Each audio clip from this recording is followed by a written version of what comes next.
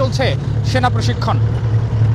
প্রয়োজনীয় অবকাঠামো নির্মাণ সহ অন্যান্য কাজ করা গেলে এটি হবে বাংলাদেশ সেনাবাহিনীর প্রথম আন্তর্জাতিক মানের সেনা প্রশিক্ষণ এলাকা।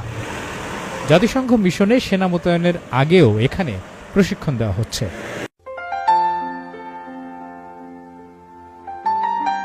বঙ্গোপসাগর আর মেঘনার মোহনায় 1978-এ জেগে ওঠা 360 বর্গ কিলোমিটার এ চরের স্থানীয় নাম জাহাজের চর। একসময় এই দ্বীপটিতে ছিল জলদস্যুদের রাজত্ব।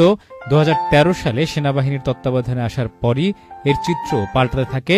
সৌন্দর্য আর সমৃদ্ধির কারণে সেনাবাহিনী চরের নাম দিয়েছে স্বর্ণদ্বীপ।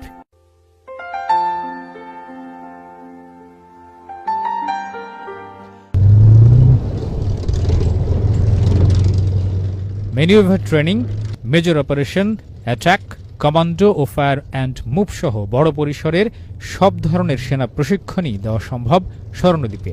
ভারী সমরাস্ত্র নিয়ে গতির সাথে আমরা যুদ্ধ অনুশীলন করতে পারি, এটাকে আমরা ম্যানুভার এক্সারসাইজ বলি। এরই মধ্যে স্বর্ণদ্বীপে প্রায় 20,000 সেনা সদস্যকে প্রশিক্ষণ দেওয়া হয়েছে। এই দ্বীপকে ঘিরে সেনাবাহিনীর প্রশিক্ষণ মাস্টার প্ল্যান প্রস্তুত করা হচ্ছে। একটা নগর, একটা সিটি তৈরি করা হবে, ভিলেজ থাকবে, ক্লাস্টার অফ ভিলেজ। আমরা অনেকগুলো ভিলেজ তৈরি করছি এখানে।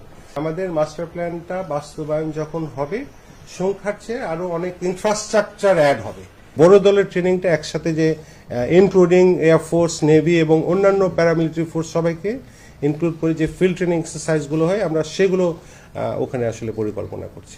নভেম্বর থেকে ফেব্রুয়ারি পর্যন্ত পদাতিক ডিভিশনগুলো থেকে নির্বাচিত প্রতিটি ব্রিগেডের 1.5 থেকে 2,000 সেনা সদস্য ট্যাঙ্ক, এপিসি, আর্টিলারি গানসহ ভারী ও হালকা সরঞ্জাম নিয়ে স্বর্ণদ্বীপে 2-3 সপ্তাহের প্রশিক্ষণে অংশ নেয়।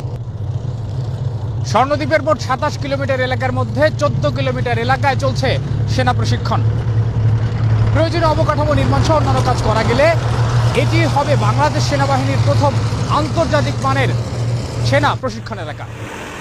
জাতিসংঘ মিশনে সেনা মোতায়েনের আগেও এখানে প্রশিক্ষণ দেওয়া হচ্ছে। কাজী এমদাদ, চ্যানেল আই।